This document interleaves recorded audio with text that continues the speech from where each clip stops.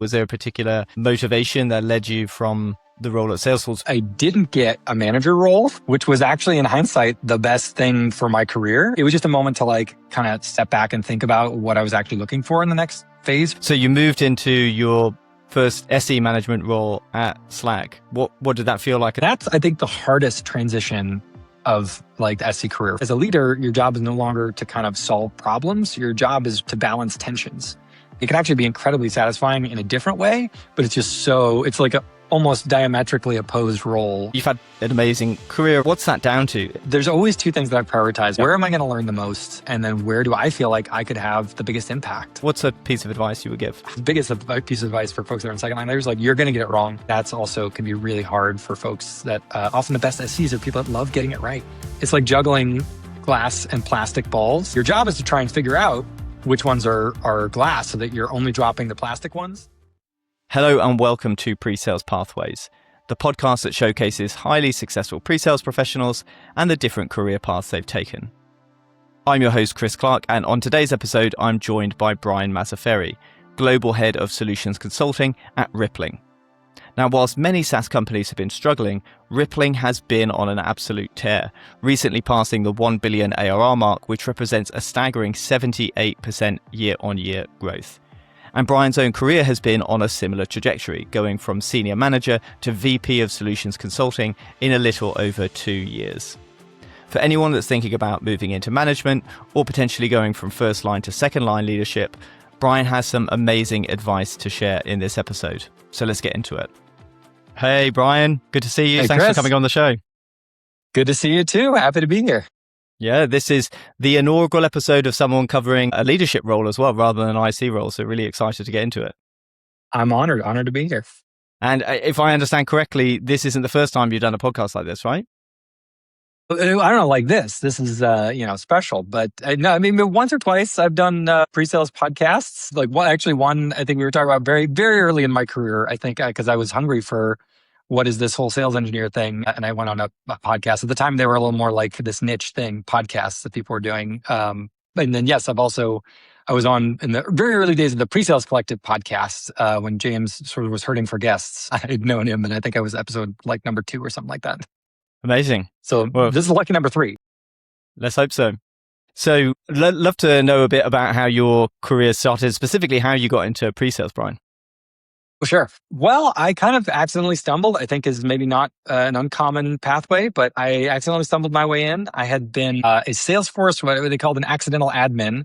So I kind of worked at a company where we had Salesforce and I realized that it could help my function do a lot of stuff. Then I kind of became an accidental developer where I was like just on the forums, and eventually Trailhead became a thing and I taught myself a little bit of development. And then eventually someone was like, oh, Salesforce could be a career. And so I stumbled my way into a Salesforce implementation partner where I was for kind of like a year. And then I really wanted to work at Salesforce because I loved the tech. I was just falling in love with it. And I live in Chicago. And I kept looking on the Salesforce website. And the only jobs in Chicago at Salesforce at the time were salespeople and what they called solution engineers. And I had no clue what that was.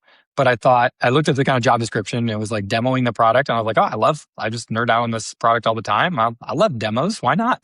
And so I applied and got it. And it wasn't until I started doing the role that I actually even really knew what it was.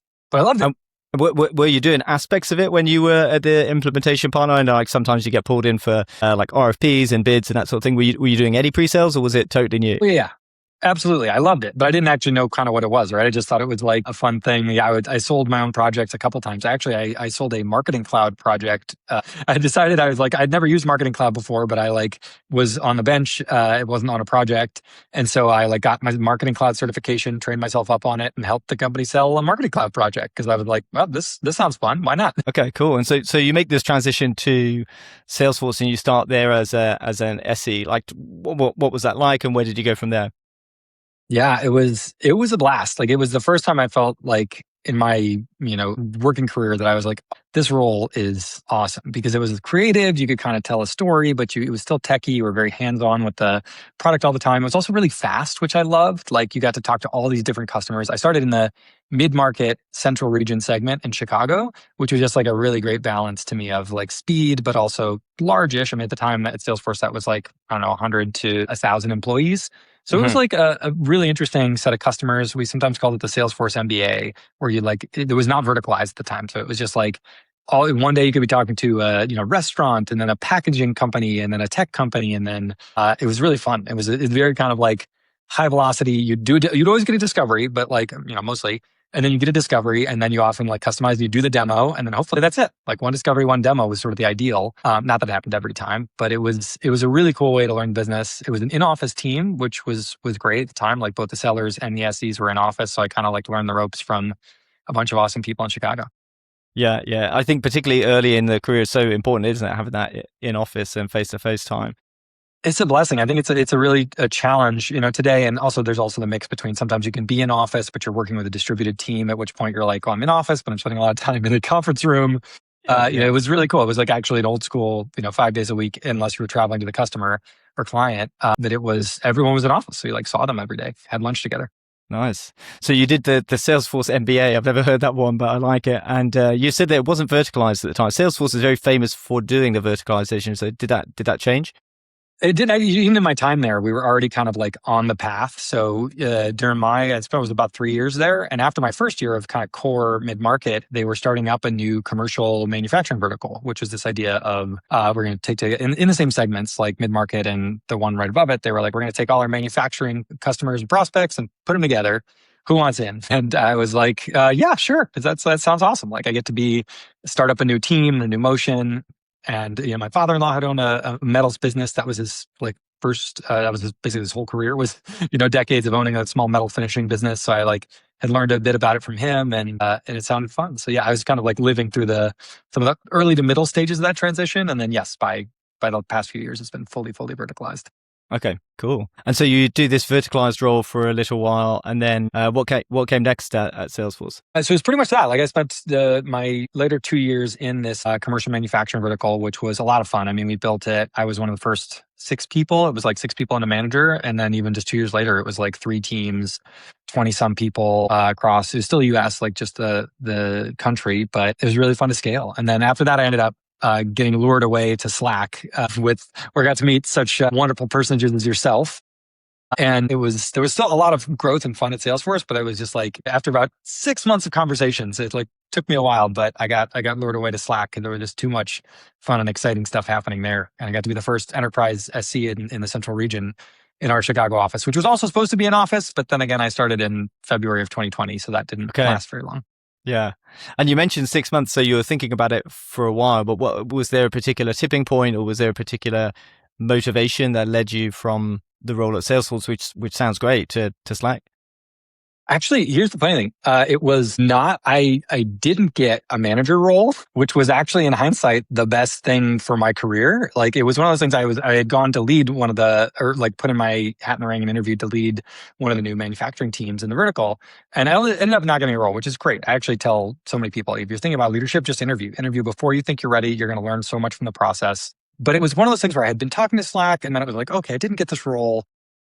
Thinking it was just a moment to kind of step back and think about what I was actually looking for in the next phase or next set of my career. I'd been at Salesforce for 3-ish years. I was happy. I wasn't unhappy, but at the same time, the hiring manager at the time, again, MZT, was also just great. I kept in touch with him. We had sort of gotten a coffee at one point, and just Slack, the allure of Slack of the company and the technology, eventually just the siren song, I made the leap. Amazing.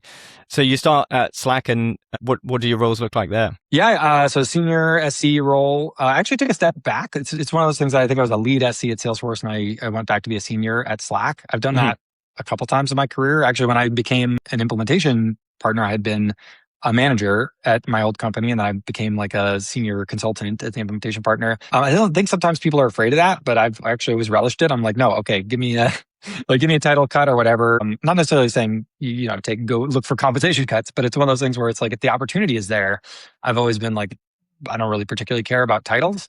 And so yeah, I was a senior SC, the first enterprise specific, the enterprise segment at Slack in the central region. And that was part of what was so appealing to me, was helping to get to build a totally new region and segment that had been covered by the coasts before. And so that was a really fun time too. Obviously, then within a year, we were reacquired. The news came that we were going to be acquired by Salesforce. So that was a whole journey too. And then I was like, okay, well, I got to be there through that transition. Obviously, I felt like I had a lot of insight in how Salesforce works, having been there for a few years. And that was also when I started leading teams too, because that came with a lot of growth. As we went from standalone Slack to part of Salesforce, there was also even more growth that came to the org there. Yeah, yeah. So you moved into your first SE management role at Slack. What did that feel like as a transition? I mean, that's, I think, the hardest transition of like the SC career for folks that want to be people leaders. And people underestimate it because it is such a jarring switch. Like as an SC, you're out there, you are kind of the hero a little bit. You get to, be the star. You get to be like delivering these awesome demos, and you get pats on the back. You don't necessarily get the giant paycheck that the AE gets, but you also don't like have a quota, so you can kind of sleep at night. I always just love that role. But then as the leader, all of a sudden you're no longer in the stage or in the spotlight out there. It's actually your team that is the most important thing. And actually, this is a line that I use for everyone that is thinking about becoming a first line leader. It's actually from ZT. And the line is, as a leader, your job is no longer to kind of solve problems. Your job is to balance tensions. And it stuck with me a lot, where it can be really frustrating for people because so many of the problems you face as a leader are just not solvable. It's not like, oh, you have this business problem, here's a solution, I'm going to show you how amazing it's going to be. It's like, no, we've got this tension between these parties and the business that wants more out of the SE team, and you have to manage the personalities and the people and help everybody, get better at what they're doing. And you're just constantly trying to balance these tensions to push the business forward. And it's great. It can actually be incredibly satisfying in a different way, but it's like almost diametrically opposed role in terms of the rewarding aspects of it compared to being an SE. Yeah, interesting. And definitely a completely different set of skills required. Yes. It helps, right? If you've been a great SE, you have a big leg up in terms of your credibility, right? Because I think one of the most important things, especially as a first line leader, is like gaining the trust of your team. Like they need to know that you're going to be there for them, that you're going to be able to add value to them, that your job is to make them successful. And you immediately get a ton of that if you've done their job, right? If you know what it takes to be a great SE in their seat, you can often help them, especially as you're recruiting and onboarding new people. You have all the answers in terms of product and how that all works. So like you do have a big advantage there. But the actual like nuts and bolts of the job, right? Recruiting is probably the biggest one that I think people don't realize, especially if you're working at a growth or a hyper growth company, how much of your job as a leader is constantly like bringing great people onto the team, keeping your standards high, going out there and proactively finding great people that should join the team too, convincing them that your team is the place they want to be to develop their career. And then obviously, performance management is one of those things that people don't think about a lot, but as a leader, it's a big part of your job, right? How do you continuously give really good, transparent feedback that is going to continually make people better? And when people are struggling, it's your problem just as much as theirs, right? Like you need to help them improve. You need to really articulate to them in a clear way what's going on. And so that's emotionally very difficult. There's a whole lot of stuff, especially if you're working in a growth or hyper growth company where like, it's not like you're just, the world is standing still while you do that. Like things are usually just changing around you at a crazy pace. Yeah, yeah. And you mentioned around, some of the skills being transferable, and it's helpful to know the product. You gain that trust with your reports. You actually, if I understood correctly, you moved as a first line manager from Slack to Rippling. So you didn't do the IC role at Rippling. You moved straight in as a manager. Like, what was that like? What was your experience there? But that's part of why I say that. Like, because when you come in as an external first line manager, you just don't get that. And you don't think about that until you don't have it. Where you're like, yeah, oh, all of a sudden I'm leading this team and I can operationally help. I've like seen what good looks like in terms of running a team well, in terms of all this stuff. But like, I don't know how this company works yet, so I can't really get things done for people. I don't know how this product works yet, so I can't like help them solve problems with product, which I think is like one of the core things. It's just a steeper learning curve, right? But I think there's no other way around it. You got it. I think other people might disagree, but my approach is certainly like, how do you just climb that learning curve as aggressively as possible? Like how fast could I get to the point where I could help my team solve problems with product was always like my bar there. And it's not like I'm going to know everything about the product. I think that's still just unrealistic. But at the same time, I found a lot of success learning the edges, like learning the places where my team often had problems. And I would have to like quickly gain enough context to be able to help them. And then not just myself, but also know where I had to go in the org, whether that was working with product or working with implementation in some cases, or even sales, where it's like, hey, you're asking for this thing. This is just not possible in this way. And here's why. So definitely more of a challenge, right? You can bring some things if you're an experienced first line leader. That's part of why I think it's like so helpful. Often people become a first line leader at a company where they've been an SE. And it's really a helpful route because you can still learn so much of the other stuff with the leg up that you know the product. The first time that you go to another company as a first line leader not knowing the product, it's going to be an intense little while as you get on board. Yeah. Cool. And then talk to us about your journey at Rippling, because you had sort of explosive growth there. Would love to know what, your trajectory looked like. It's been a fun few years here. Yeah, I'm just about to hit my 3-year mark. But yes, I came in to lead our enterprise and channel HRSC teams here. We were a pretty small org at the time. We only really had 3 teams. Zach Lorek was a mentor of mine from Slack, I think you know as well, was part of the reason I came over. I really wanted to work for him again, trust his vision. And he was very honest with me. He's like, look, this is a very intense place. Now I find myself in the same shoes. Anytime someone wants to work at Rippling, I'm like, hey, this is not for everybody. Like, I'm almost like, let me try and give you just a real dose of sort of the wonderful and challenging things about working at Rippling. But he gave me an exact, great portrait, and it was exactly what I wanted. So I signed up, I joined. And then it just so happened that about 6 months later, he got the opportunity to go lead pre-sales at OpenAI, which is, also Rippling is a great growth company, and OpenAI is one of those companies that is in a different kind of crazy category, right? There's not that many of those. So he has done great things there, but also it meant that at about 6 months in, there was an opening to run the org here. And I had done some things, had some impact on product and some other things that they decided to give me the chance first on an interim basis. Like, all right, you can lead your team and run the org for a few months, see how that goes. And I did. It's one of those places where there was a 2-year stretch where I never had less than 10 direct reports, usually closer to 15 at any given time. But it was great. It's been a great journey because I went from there to then after a couple months, they officially gave me the job leading the org. And it's just been a ton of growth since then, and working with amazing people, getting to build a team I've learned so much along the way. I've only been leading the org for 2 years now. So it's not like I've got all the answers, but I've certainly learned a bunch in the past couple of years. Yeah, amazing. So that brings us to your current role. I think a lot of people listening to the podcast, they'd probably be familiar with what a first line manager does, or they would be able to guess a lot of it. They often work with one. Yeah, exactly. But the second line management to them might be a bit more hazy. So just help us understand at a high level, what is it that a VP of Solutions Consulting would do? Sure. So the way I think about it is this, for first line managers, I think your core job is kind of, I sometimes call it the 3 R's. You've got to recruit, run, and retain a high performing team. There's other things, right? You have projects, you have stuff to do, but at the core of it, if you can recruit great people, if you can run the team well, to deliver value, to coach those people, to grow them, and then retain them, obviously, if everyone's leaving your team, that's a challenge too. But if you can do those 3 things, that is the soul, in my opinion, of the first line leader job, is just running a great team. The second line leader job is really interesting because, of course, you still got the same thing. You're running a team of leaders, but you also start to run into responsibilities like org design. So if you're thinking about the business growing, you're like, okay, how are we going to need to, in the future, support that? How am I going to justify staffing different SCs? Our ratios, are we going based on a ratio? How are we funding? Should we be doing that in the future? What is the impact of the org? How am I reporting that out to my cross stakeholders? Of course, you're also an escalation point. So anytime something is a challenge in the rest of your business and it's can't be solved, it comes to you. Crap rolls uphill, as they say. And that's probably more polite than what they usually say, but there's all kinds of things there. And I'm actually roughly now that I've got actually multiple second line leaders in my org, I'm trying to codify this. And so I've roughly called it the 3 L's. Okay. So it's a little bit, it's a stretch. So it's leaders, alignment, and up-leveling. It's a bit like reading, writing, and arithmetic, where they're now actually ours. I'll give you that. So thank you.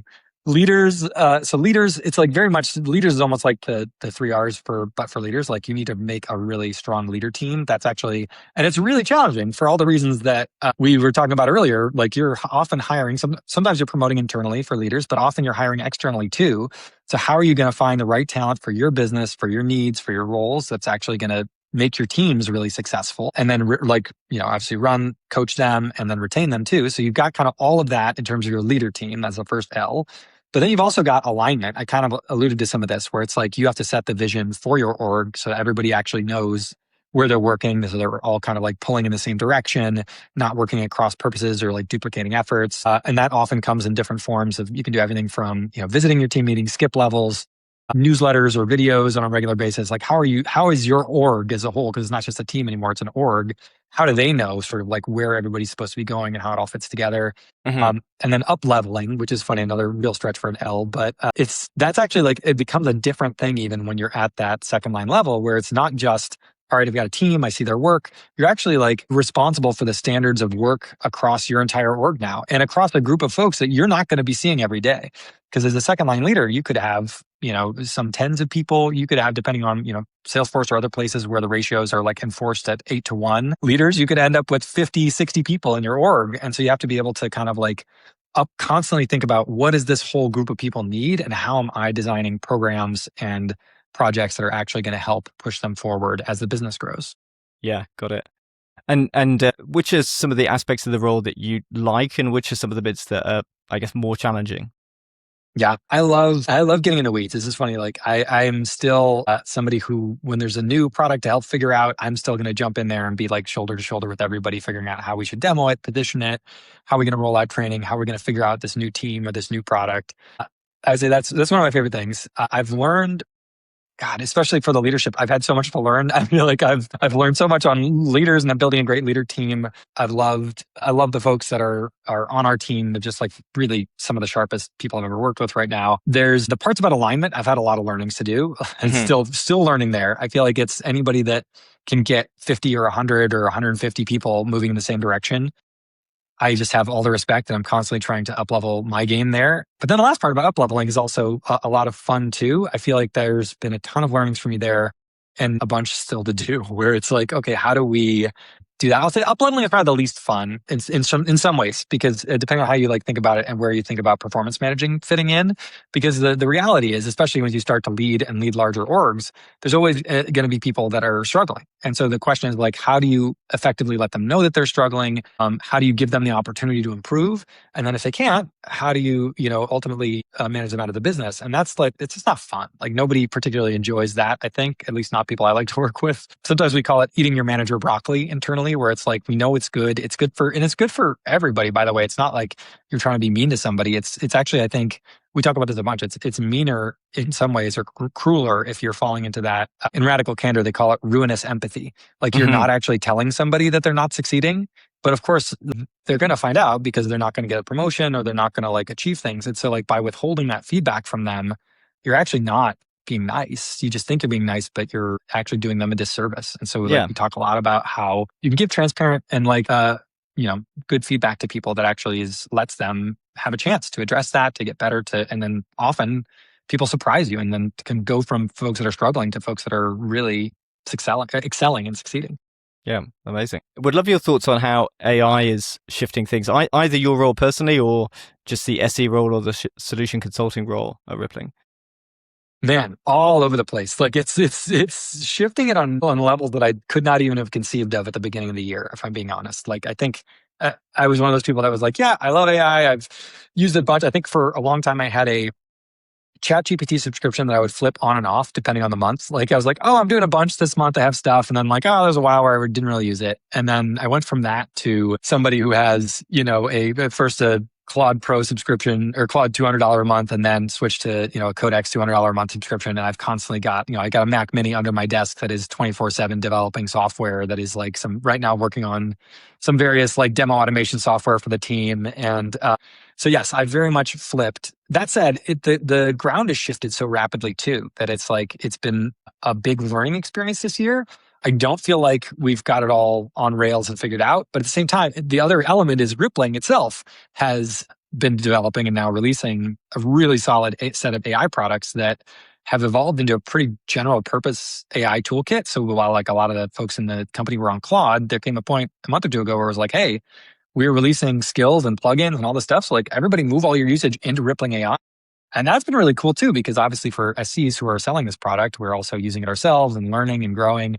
So actually like we are in the midst of our own transformation. I think who knows when this will end. As long as the technology keeps changing, I think we'll keep transforming. But it's been really fun. I feel like I don't know that I have specific answers. I feel like I've been on the same journey with a lot of people where I've like vibe coding and then, I hit what I've sometimes heard it described as productivity porn stage where you're like automating your Slack digests and automating the crap out of every email and calendar. And then you hit the point where you're like, all right, that was probably excessive. I didn't actually get that much value, but you learned a bunch trying it, right?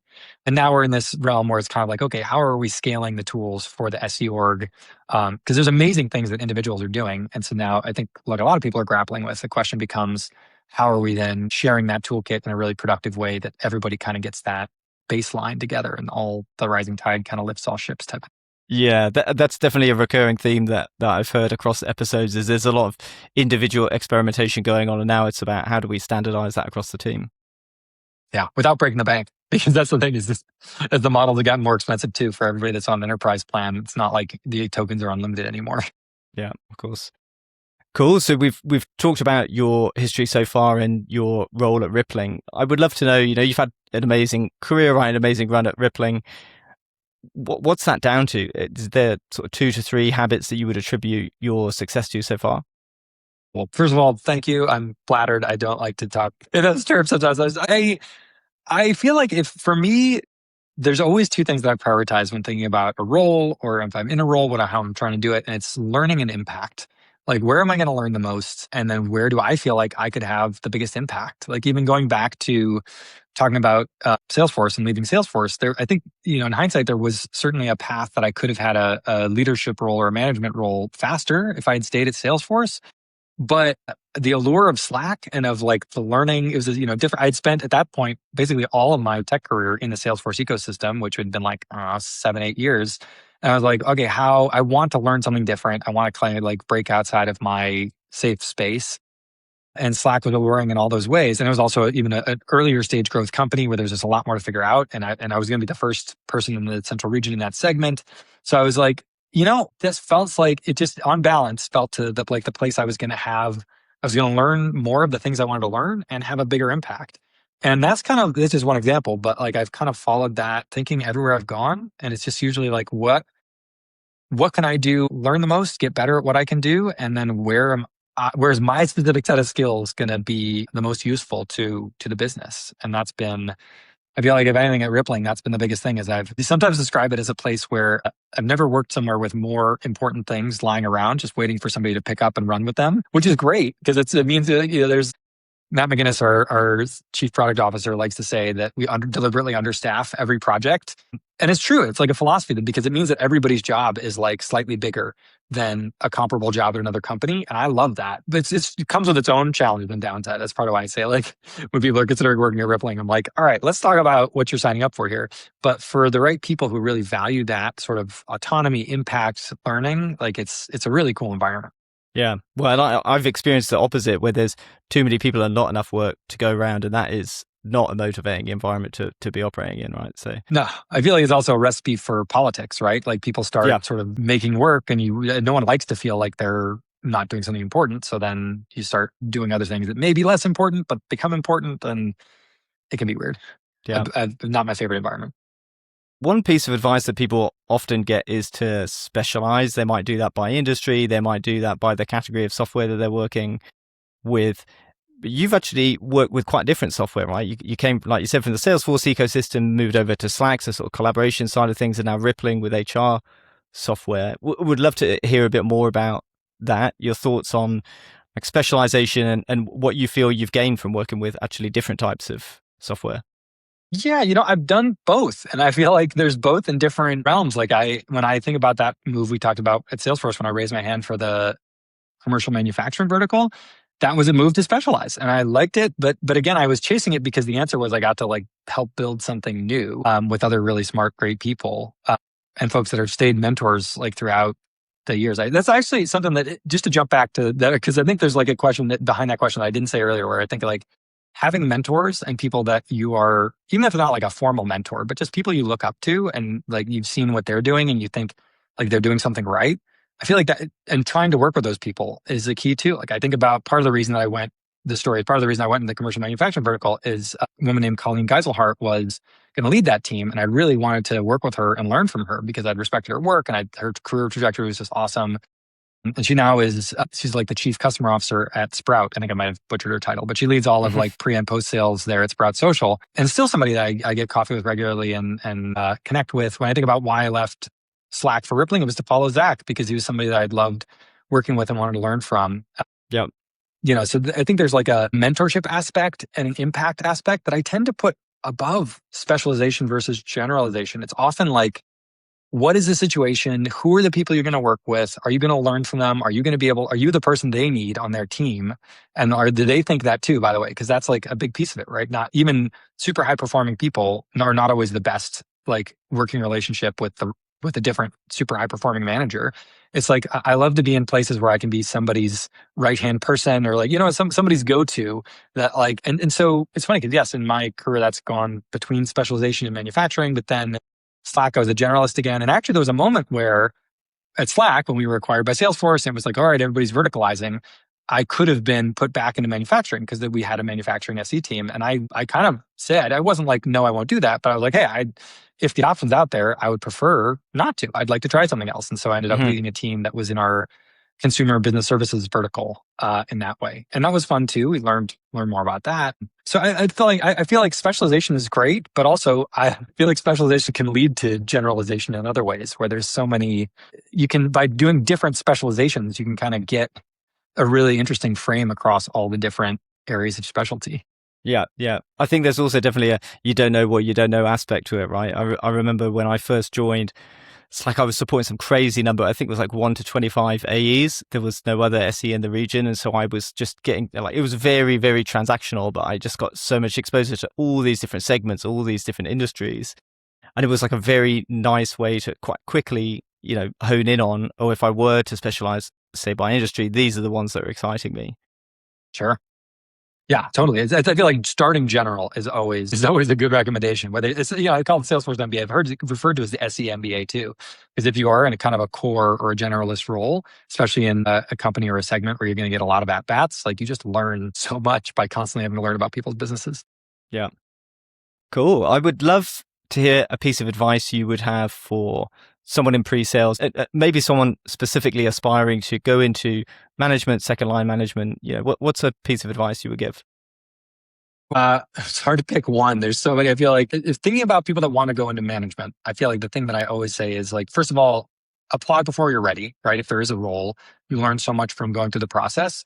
Because then the other piece that I tell people that are in that process or getting there is exactly what we talked about, where it's like, understand that it is a like polar opposite role in terms of rewarding. So like really try that on for a second. Is it something where you want to be developing people and have their success be your success, right? You're not going to be the star anymore. You're going to be a little more backstage. Like really try that on mentally. And part of why I think that the interviewing process is so valuable is because it forces you to kind of try that on. And often there's a presentation part of it where you're like talking about how you would approach these things. And it helps you just like try on that mindset. Cause I think like that's the biggest thing for folks to realize. And then the other thing is just like helping out. Like often managers and first line managers, even second line managers are super stretched. Like it's especially in the last few years, it's not like SE staffing has gotten thicker, the ratios have gotten thinner, right? People are spread thinner. So like what can you just take off of your leader's plate? It's not going to be everything, but like often there'll be project work, or you can, onboarding new people, helping them out, helping somebody that's struggling. There's all kinds of things that you can sort of do to just like get a taste of some of that work. And not for your own glory, but just to like see, hey, if I'm, helping this person out, is that rewarding to me? Is that like really get me going to have somebody else that is struggling get better? Those are the type of things I think about. And if it's fine, it's a little bit interesting. From thinking about like first and second line leadership, it's often like the question is, how much do you like living in a world of ambiguity all the time? Mm-hmm. Because like what I've learned so far is like the larger an org you're leading, and the more you continue to have to make these more senior decisions and report into senior leadership or e-staff somewhere, your whole world is never going to be like easy black and white decisions. It's constantly going to be operating in some level of gray and ambiguity. And your whole job sort of becomes like, okay, given that, how do we move forward? How do I make some clarity for my people, my team? How do I build an environment that people can be effective despite the constant change and gray and ambiguity of it all? And then also accepting that probably the biggest piece of advice for folks that are in second line leaders, like you're going to get it wrong. You're going to get it wrong repeatedly. Like they're just, because these decisions are tough and there's not a right answer, like you're going to have to make a decision, evaluate, sometimes course correct. And I think that's also can be really hard for folks that often the best SCs are people that love getting it right. We love getting 100% on the task. We love getting 110%. We want extra credit, and getting the gold star. And it's such a personal growth and learning experience where you're like, oh, actually, one of my current leader, Paul Barber, has used this metaphor with me where it's like juggling glass and plastic balls. Like you're juggling them all the time, and some of them are glass, some of them are plastic. And the only thing you know is that you're not going to be able to keep them all in the air, right? Some of them are going to drop, and so your job is to try and figure out which ones are glass, so that you're only dropping the plastic ones, and you're going to get it wrong. Like just having the emotional fortitude and the acceptance to understand that sometimes you're going to drop a glass ball, and then you're going to have to sweep it up and figure out and move forward from there. I'm glad that you clarified that the glass was balls, because initially in my mind it was just like pieces of glass and the plastic balls, and I was thinking, cutting your hand out. I definitely am not interested in going to second line management. Sounds nasty, but that makes juggling a lot more sense. Shards of glass. No, it's fun. It looks good if you're doing it well, right? You got plastic and glass. You're juggling. Yeah. Brian, this has been a really interesting conversation. Thank you so much for your time today and for your insights. A couple of takeaways for me. I love the idea of applying for the role even before you necessarily feel you're ready, and getting that experience going through the process, and actually that teaching you maybe whether or not it's a good fit. And also how things change going from first to second line management. I really like your 3 R's and your 3 L's. I know you're harder on yourself on the 3 L's, but I reckon they're all good. So yeah, thank you so much. Well, thanks, man. It's my pleasure. It's great to talk to you and catch up. It's great to be seeing you doing this. It's been fun to even just like see all the awesome stuff you're putting out and the folks that you're helping with this podcast. So thank you for doing it. And yeah, it's been a blast. Also, wait, last thing I want to say on that, because you just said it, in terms of also going to be a leader, I also know lots of people that have been a leader for a little bit and decided, you know what, I actually love being an IC.